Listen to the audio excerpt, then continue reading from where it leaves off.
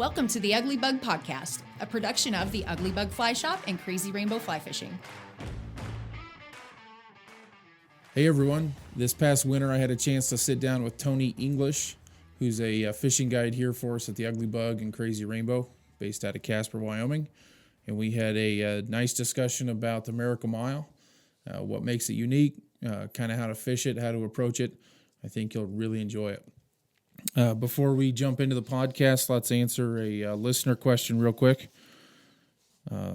This is Ben from Billings, Montana. Ben asks, I'm curious how much matching the hatch pertains to streamer fishing for trout in the Rocky Mountain region. Does my fly selection really need to match the bait fish in a particular river? Any insight you have would be greatly appreciated. Well, thanks for the question, Ben.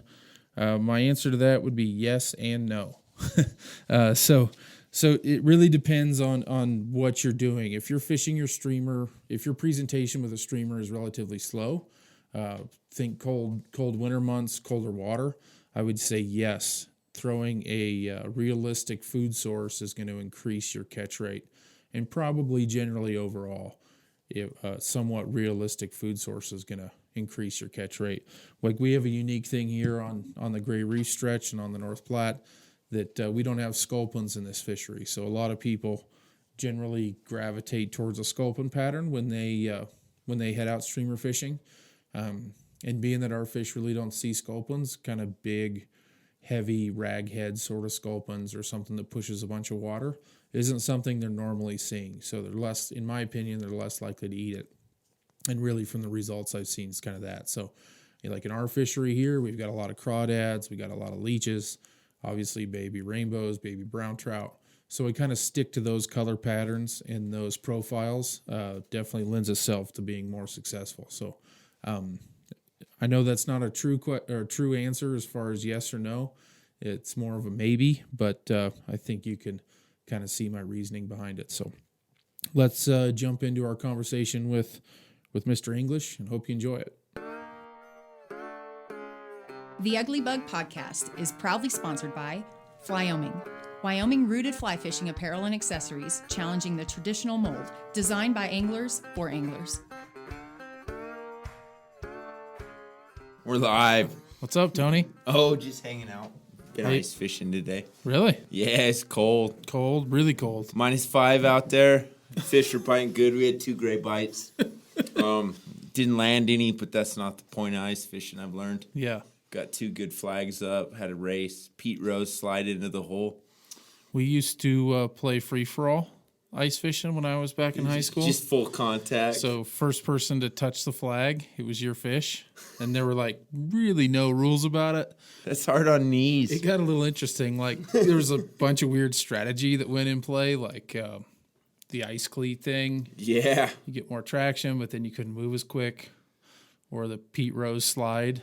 Pete Rose slide is the pinnacle. Unprecedented. I pulled a pretty dirty one on a buddy. I went out the day before and took a chainsaw and cut like a long rectangle strip. That is dirty. And covered it up with snow.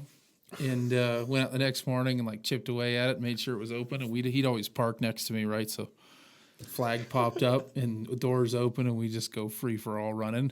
And I knew where he'd run right next to me, right? So I barely missed the hole, and he stepped in like 2 feet of water.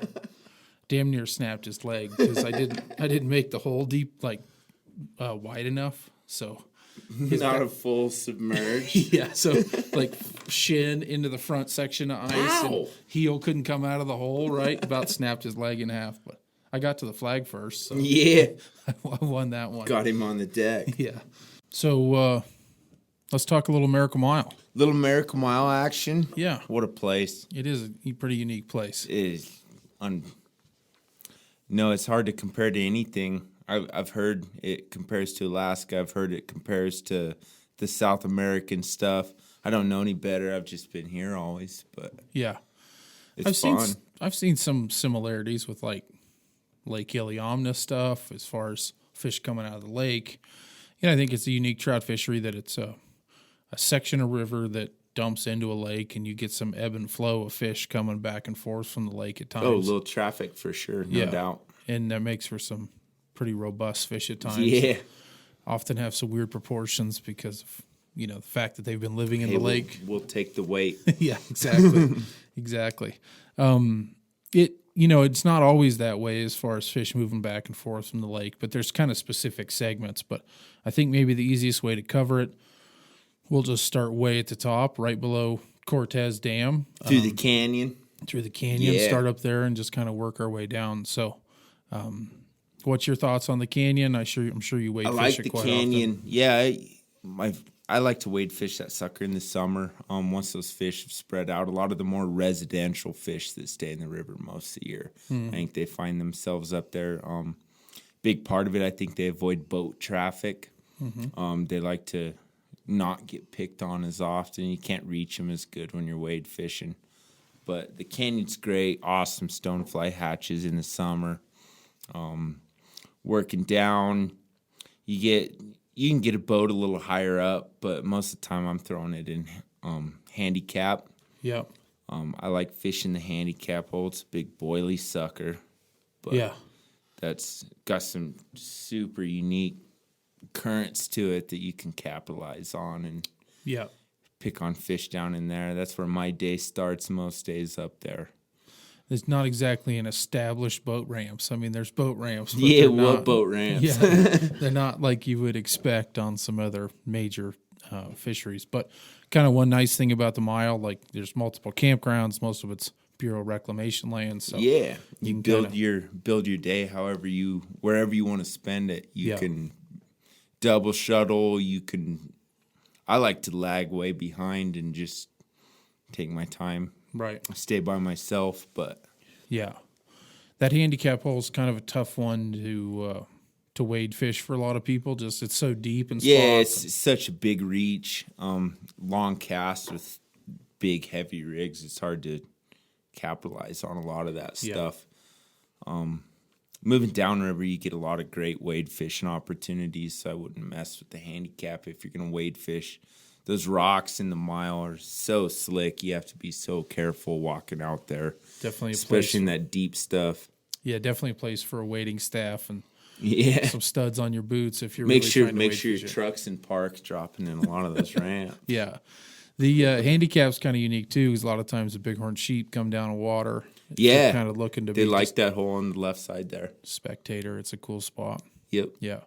So if we bump down river from that, you kind of go through a braided section. I think a prior podcast we talked about, that I wouldn't say it's hairy, but when it's low water, you should definitely stay right. Yeah, there's, and even then you should pay attention on the oars. It's not really the stretch of river that a novice angler should kind of be rowing. You got to dodge a few rocks. I mean, I've done it hundreds of times now, and I still make people sit down almost every time. Yeah. Unless certain times of the year when you want to cast to that stuff, but even then, a lot of times it's not worth the risk. Yeah.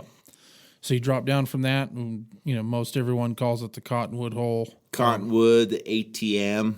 Yeah. I always called it the ATM. Another kid called it that, and I thought it was fitting. Yeah. It's a good one. Yeah. And that one, if you're in a boat, great. If you're not, there's opportunity for you. Oh, for sure. It's kind of got to pay attention. Very readable. They're sitting right where they're supposed to sit most of the time in that hole. You got to pay attention a little bit with flows because the right flows can get kind of deep quick on you. Yeah. But I wouldn't go out too far in that one if I was going to wade fish it. Yeah. But those fish, when that hole's good, I feel like they're usually eating mayflies. Later on in the year, you can reach where those fish are going to eat a mayfly. Right. They push up to where the bugs are hatching. Yeah. And I think you can get them pretty shallow in that one. There's no reason to risk anything. And then we drop down from the Cottonwood hole. You kind of get a big separation. There's a big island in the center. Yeah. Channel that goes left. Just kind of warn everyone has a diversion in it. You can get over it with the boat. You need the water for it. Yeah. Need the water for it. It can be a little sketchy. You should. They have that man-made spawn bed there, and I want to point that out, that needs left alone. Unless you can get a boat over it, then it's probably not the time of year that you should be in there anyways. Yeah. You can maybe you'll pick on some fish that are actively feeding, but I think you're messing with reds a lot in that run on the left end there. But going through that fast stuff, it's the same deal. You got to have your head on a swivel if you're floating. Wading, you should always have your head on a swivel with those rocks. But then you go into Ponderosa. That's another good one where you can wade fish a lot of that stuff. It's also a great boat run. Yep. Yeah, Ponderosa. I'm a little older than you, so for years it was called the Flycaster's Hole, right? Like you run, it kind of changes. But that man-made spawning bed on the upstream side that you talk about was a project done from our local kind of conservation chapter here called Wyoming Flycasters to help those fish out with some more pea gravel and make their spawn a little more successful. Yeah, and the sign says you probably shouldn't fish there, but there's always guys that seem to be doing it. Yeah, usually is. Yep. None of my business, man. But you drop into Ponderosa or Flycaster's Hole, there's same deal there. There's a nice foam line. It's pretty obvious where the fish are normally at. That can kind of be, I guess in my opinion, when we do have dry fly fishing at the mile, that seems like that's kind of the hole where it kicks off. Oh, for sure. Yep. You get a little bit above it at times when you get big golden stones or something, but as far as tricos and blue wings, that seems to be kind of the beginning of some of the quality dry fly fishing. Especially if you can be one of the first guys through that stuff. Yeah. And get them before they got run over a few times. Right. And then below that, we kind of drop into a big whitewater, not whitewater, but a riffle, class 1 big, whitewater. long riffle. Yeah. I like that water a lot through there.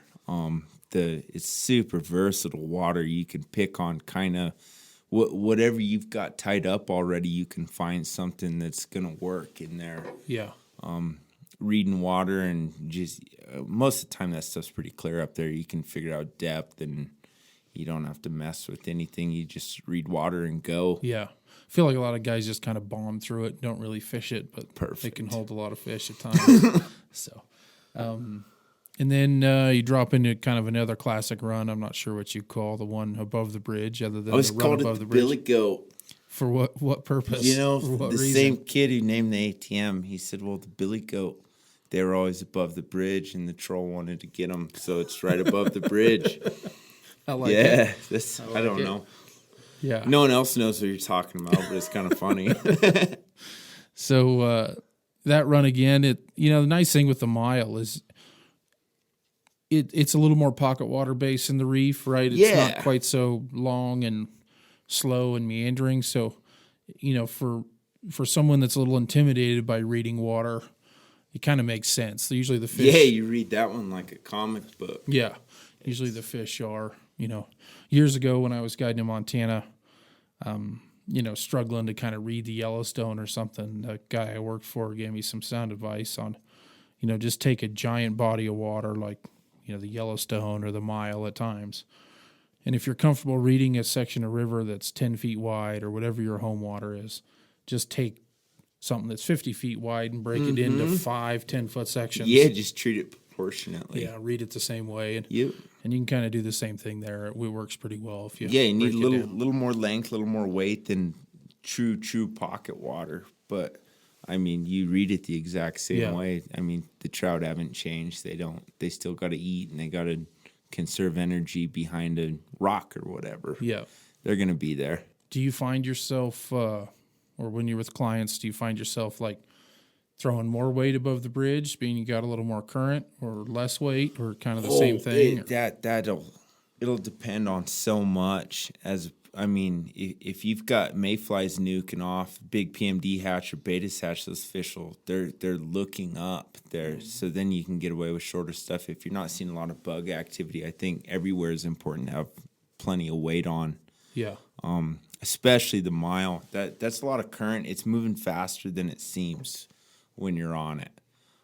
Punching through that stuff and making effective passes. Even if you're snagging up, if you're losing a bug or two, at least you're hitting them in the face with it. I think being effective is so important. So with the effort, whether you're wade fishing or back rowing a run to hit it again, it's a lot of effort to fish stuff. Yep. And I think you should spend that wisely. Yeah, I think often, like, most common mistake I see with a lot of people doing it on their own or is they're either too short or they're too light, right? Right. Like, I'm they're chandelier. big advocate of that. Yeah. Get to them. Yeah. I'd rather lose flies than slide over fish all day. Yep. Yeah. My old boss used to call it chandeliering them. Yeah, I like that was that. a pretty funny one, right? It's just way up over their like, heads. "Oh, look They at never this see guy." it. Yeah. So we bump down from there. You kind of drop into the, pretty classic, probably the easiest run to, familiarize yourself with just because of the road crosses over it. Yep. It's the only stretch of the mile that has a bridge that You can comes sit over and the top. look into it. Yeah. Yeah. I don't think people give that one justice with just how much water's moving through there from second to second. Mm-hmm. That you look down and you're like, oh, I could probably almost wade that. I promise you can't. Right.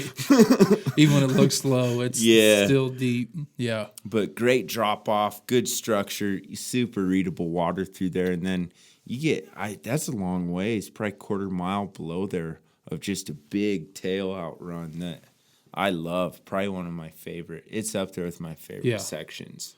And it's got all kinds of little features and deep drop-offs and buckets and super deep. You'll stack a ton of weight on there, slide your bobber up, and you'll go through there. And sometimes it's a ghost town. You're like, I'm not touching bottom not in here. Near it. Yeah. Yeah. And for those listeners, those watching, there is another boat ramp there at the bridge. Yep. Or cowboy boat ramp there at the bridge where you can dump in, which does alleviate if you're kind of worried about rowing some heavier water. Yeah, that's if you're not a relatively experienced oarsman, I'd put in at the bridge every time. For your poor boat's sake. Right. Put in there. Yeah. But can save you from dinging some rocks. For yep. Sure. So we drop down from the bridge, and do you have a name that you call the next run there? Split hole. Yep. Top end of the split hole. Yep. Yep. So you go upper split hole, bottom split hole, or do you just call that big fast water corner there at the top? I always just kind of called it the braids. You go through the split hole braids, whatever you want to call it. I don't care. There's a pretty good little run in there up against the cliff, and then it braids out, drops into probably the most recognized or talked about run on the mile, which is the split hole. Yeah. If you're a wade fisherman, that one's like... That's where you ought to go. That's where I'd go. Right? I like the split hole a lot. I think that's... you were talking about dry fly fishing earlier. I think the split hole is probably my favorite place to dry fly fish the mile. Yeah. You get into... It's just that nice... It's that medium tempo water where a fish has an opportunity to sit there and look up, but you can also target them in shallow enough water where you're visible. Right. You're not over the top of them to the point that it isn't worth it. That's probably my favorite dry fly fishing on the mile right there. And easy access for the wade fish guy. Great right? access. That like the access on the mile as far as reaching. Like, you'll be on the bank, and I'm bummed to see you because you're reaching the same stuff I wanted to fish. Right. And you don't, on big rivers, you don't see that very often where the boats are not able to access it because the wade fishermen have them. Right. Which is, I think, a huge plus for those guys. Yeah. Yeah. It's a good one. At times, personally, I'm like, wow, there's a lot of people in there, but. More and more every year, I skip that one a lot. I don't like the pressure aside. I don't want to bum anyone else out. Sure. Yeah. And I assume they do the same for me. So yeah, I keep moving. Yeah. It's probably something we can touch on a little bit. Like, most of us as guides, obviously, we don't want to crowd people. Right. Yeah. We're not trying to steal your run, but we're often in a situation where we're trying to just get from point A to point B. Boys, we're not in airplanes. Yeah. We can't go over. Right. We're going to go through. Yeah. If a guy runs over you and then does it again, you say something to him. But most of the time, guides they just want to get through. Yeah. Leave them alone. Don't yell at me. Yeah.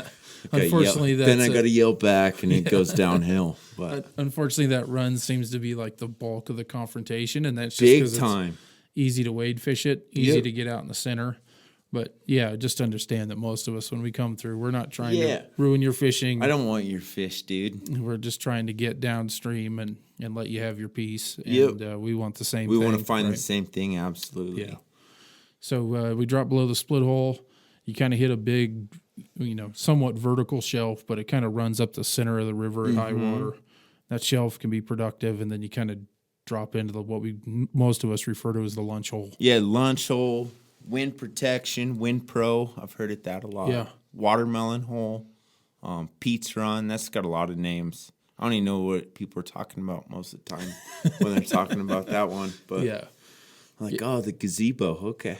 Yeah, it does have a gazebo on it. Nice little handicap access. The left bank there, river left, is pretty well. Oh, great willow wind covered, protection. so- Great wind protection. Obviously, we got usually the prevailing wind, good old Wyoming wind out there is left to right. So often you can kind of tuck up against that left side and not to really knock the wade fish guys, but often it's deep enough there they can't get out. So there's a chance for boats to kind of get in there and work from time to time. So. I compared that one with the bridge hole as where you got big, like your second opportunity of the day to work some really big water. Yeah. And find that's a great big fish run in my mind, along with the bridge. But that's one of your first chances for true.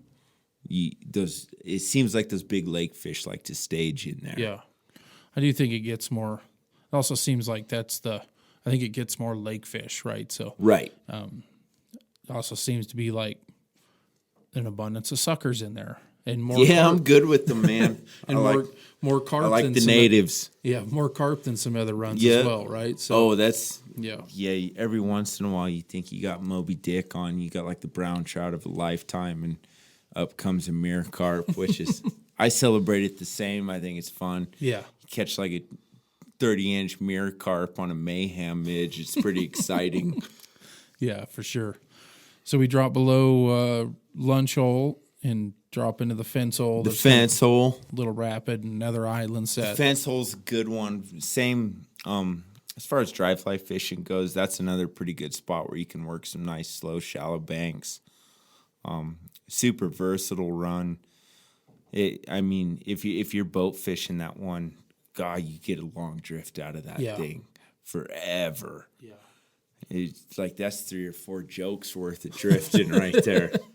And the bottom end of that thing can get super, like the suckers love it to try to spawn. Stack in there. But man, if the suckers are spawning, those trout will be right in behind them, I think. And so like your guys got to weed through a dozen suckers to get to a fish that's worth it. But it's worth it. It's worth it. Totally worth it. Yeah. And so keep moving our way down. We drop from the fence hole. What do you call the next one? I've heard it called rattlesnake. Mm-hmm. For a long time I called it the fast run because I didn't have a name for it. They're like, I'm gonna skip that fast one. I don't like that one very much. I never do that great.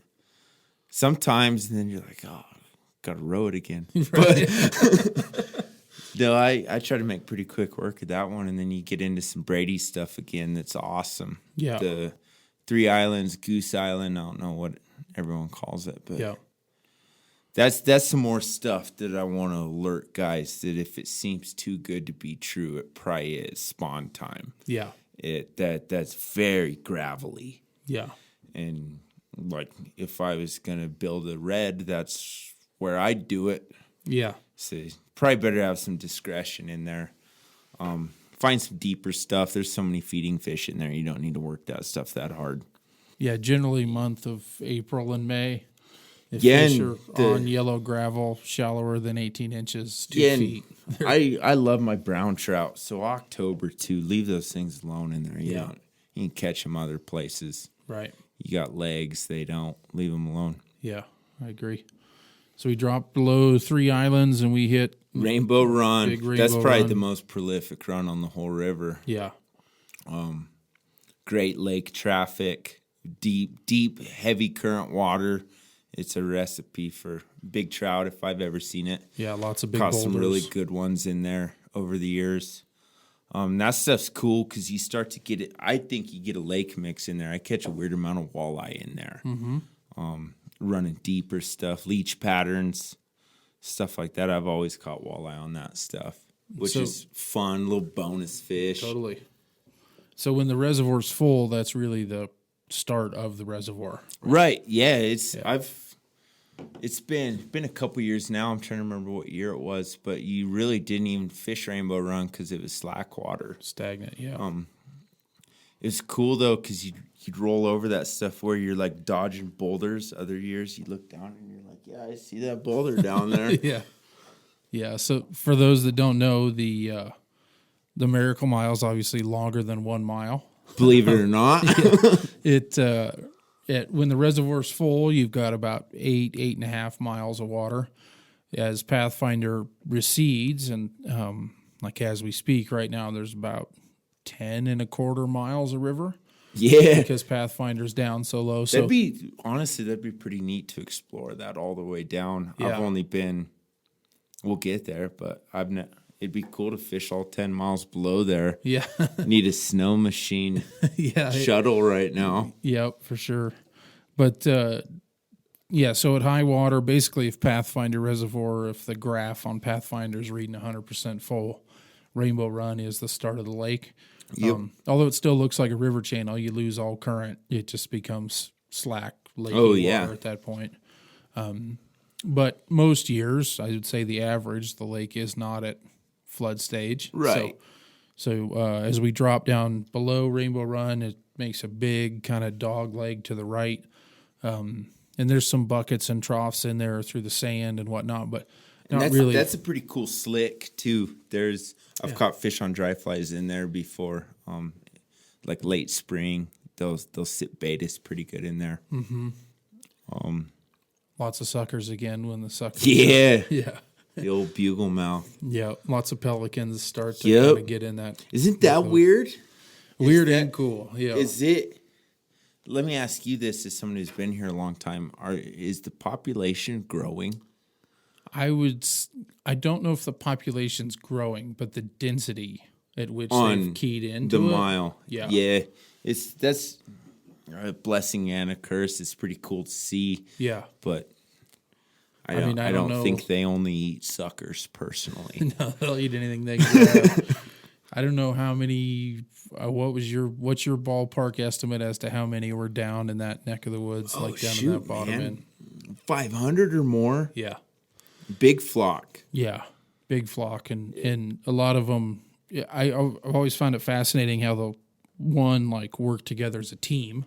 Oh yeah, they're herding. Yeah, herd fish towards the bank and then start eating, but also that they're smart enough to realize the conveyor belt system where they'll come up, herd fish on the way down, eat.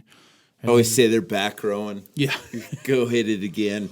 And often they'll just make a continuous circle. They'll go down, eat, fly back upstream 3/4 of a mile, and just keep lapping the thing over and over and over. Oh yeah, yeah.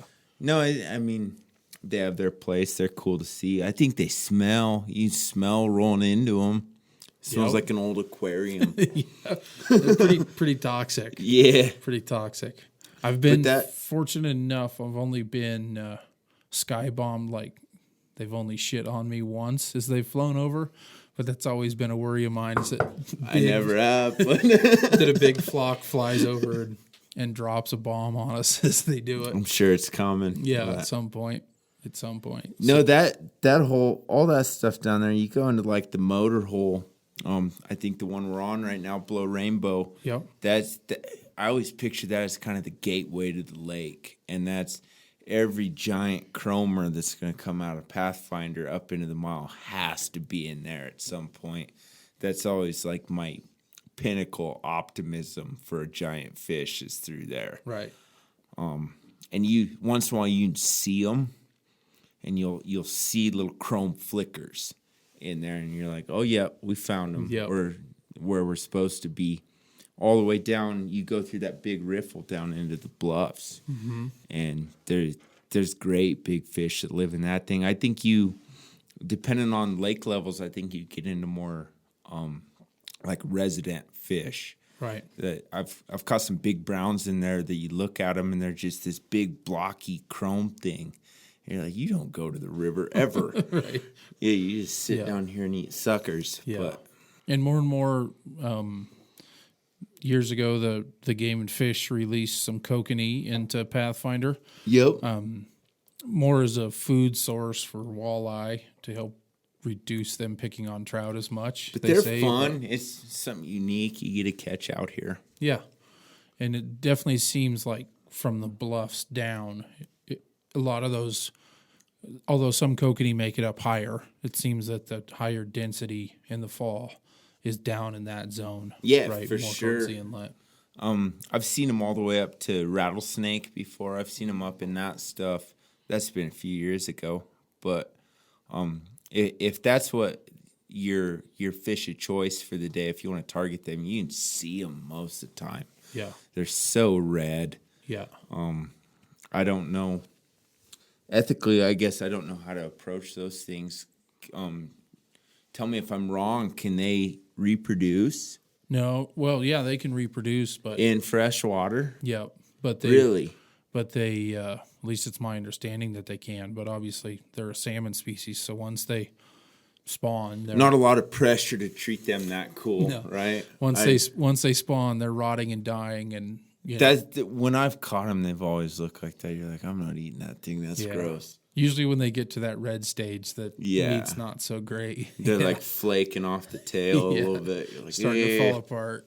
Yeah, but if that continues to grow, it could make for some, fun like flesh fly stuff opportunity just in the to fall. change your scenery in your net. Yeah. You just get to catch something cool for a few weeks. Right. Yeah. That stuff down there, that can hold some cool fish too. Big carp, big walleye. Yeah. I don't know. I've caught those rainbows that you get run up in there. That's kind of it's super steelheady. It feels like Yeah. you get this big, just meatball chrome. Yeah. You can't hold on to them because they're so fresh. Yeah. That's exciting. I like that stuff. No sea lice on them, but they're Yeah, pretty cool. Next best thing. Yeah. Discount. Yeah. So kind of. Landlocked steelhead. So if we kind of go down the road on like tips and tactics, we covered one a little bit. Make sure you got enough weight or you're long enough. I don't know what your rule of thumb is on like how often do you want to false positive or your indicator to bounce where you think it might be a fish. I like a And it's good not. false positive. Yeah. Or as much. I mean, you don't want it to be obnoxious. You can see when it's dragging.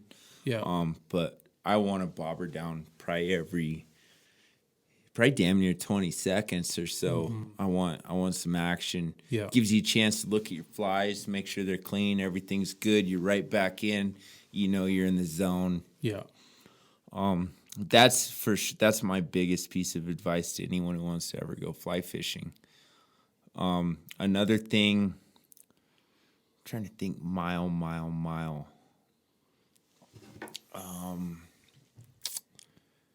I've got one. I'd stay mobile. Well, If you're a wade fisherman up there, if you don't, maybe you guys are significantly better than I am, but if I don't catch anything out of a spot for a little bit, I'm like, well, they either ain't there, or they don't want what I want or what I have, so I'm gonna go somewhere else. That's the beautiful thing about the mile is the mobility. You can fish so many spots in one day. yeah. I'd stay mobile if I was up there. Even if it's good, give it to someone else. Hey, hopefully you're not eating all of them. So, let someone else get them for a second and go learn something new. Yeah. Obviously everyone's got a different strategy, but in your wade fish, let's just take it wade fishing. Would you normally approach from like the inside corner, like not the swift water side, but try to go to the inside bend of every run? For sure. Yeah. I'd work I always if you're wade fishing, you're not near as mobile as in a boat, obviously. So you want to, even from a boat, I do it. I don't know why I said that, but grid that stuff out and get the drift that you're satisfied with, and don't stop doing it till you're satisfied with it, and then work even small amounts, a couple feet at a time, and grid that whole thing out. And it'll surprise you where you'll find a fish, and then you can give him a 5-minute break, and then his buddy's in the same line. Yeah. I think for whatever reason, they seem to stick together, and once you find a batch of them, you're in business for a spell. I think a lot of times people at the mile assume like they've got a fish, like the fish are going to be living at 6 feet deep or 7 feet deep, and they're trying to cast into the gut of the run. When often, there's always that comical thing as a drift boat angler. Like often we're pitching towards the bank. That dude's standing where you want to cast. And he's all the time. He's trying to pitch to where our boat's at, right? And I think, not that there's not value in both, but I think as a weight angler, if you start with the inside corner and then work your way towards the heart of the run. I think a ton of that, especially when you're trying to decide where do I want to be fishing. I think a lot of that is reading your bug life, your conditions, your water. Those, you get the mayflies, they're going to come out of the gravel. They're going to come out of the sandy stuff. So pay attention to that. Turn some rocks over. See what's happening. The time frame thing is kind of a loose record of where you want to be at. Yeah. You can think, okay, July, I'm going to target some of that quicker water. But just by being observant, you can turn yourself into such a better fly fisherman. Yeah. Paying attention to, there's so many things to watch. Yeah.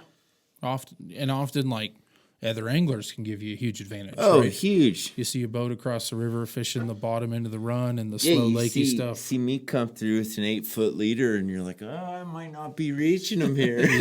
Yeah. At times that can happen. So basic rule of thumb for you, obviously it can ebb and flow, and it's really water temperature based probably, but things you're looking for, like cold weather, are you more likely to focus on the heart of the runs and the tailouts versus the tops? For sure. And depending what's on my rig, I'll pick on different water. Yeah. If I'm fishing egg patterns, however you want to do it, I don't care. It's none of your business what I do. Everyone out there, but I like the way you worded that. And a trout is going to lay its eggs on the bottom of the river. And let me let you in on a secret, they are never going to emerge. They don't rise. So if I'm fishing that kind of stuff, I'm pegged to the bottom all the time. If you're fishing emerges, you have mayflies hatching, you have caddis swimming, whatever, you're going to climb up the column. But I almost always start down deep, and same thing, just like you said, you pay attention to other anglers. Mm-hmm. If you got bugs, if you have mayflies flushing like damn pheasants, then you shorten up, Tex. Right. But yeah. So basic rule of thumb, cold water, you're looking at, let's make it real simplistic. So basic food sources that are always at the mile. You would have aquatic earthworms. Yeah, worms. Scuds, stuff like that. Crawfish. Yep. And obviously all those are usually bottom dwellers. Yeah, right? bait fish. I even, I got my streamers pretty deep a lot of the time. Yeah. But all that stuff, I want it in their face. I want it in their grill. I'm deep. Once you see insect activity, that's when you're going to start climbing your column. Yep. And you can, if you're on it enough, you'll start to, you could set your clock to the PMDs, like they're going to be coming. So you can jump that a little bit and get in front of it and start climbing the column. But most of the time, I'm pretty long. Like I said earlier, I'd rather hit them in the face and lose some flies than gamble that they'll climb for me. Right. I think that's a big one that people miss. Come on, guys, they're $2. Lose a couple. Yeah, you spent a lot of money to get here. Yeah. Get after them. Fish like you mean it. And I think kind of going back to the tips and tactics. I see a lot of people that just kind of get stuck in a rut. Like, this is how they rig their leader. They always rig it that way. And they don't have maybe not the knowledge, but just like they're not comfortable enough to just take a chance. Right? And I've caught myself doing that in the past big time, where it's like, this is supposed to work. Why is it not working? You just got to do something different, learn something, go out on a limb and do something new. Yeah. And that's the fun in it. Yeah, honestly, for sure. Go learn something, do something new, throw some flies you've never seen before. You got them from a buddy, got them from a new fly shop. Go do something cool. Yeah, cool. Well, thanks for joining us. Thanks for having me, boys. Where people can find you? Instagram, Facebook. You big on Facebook? Not really. No, I don't. I don't really give the people what they want. But you find me. Instagram is TEnglish307, Tony English on Facebook. Don't message me, man. I won't answer. Just call the fly shop. If you want call the fly shop. Yeah. I ain't here to sell anything. Awesome. Thanks, Tony. Thanks, boys. Yep. Thank you for listening to the Ugly Bug Podcast. If you've enjoyed this episode, please consider subscribing and leaving a review on Apple Podcasts and Spotify. If you have questions or feedback, reach out to us via email at info@uglybugpodcast.com or leave a comment on our social networks.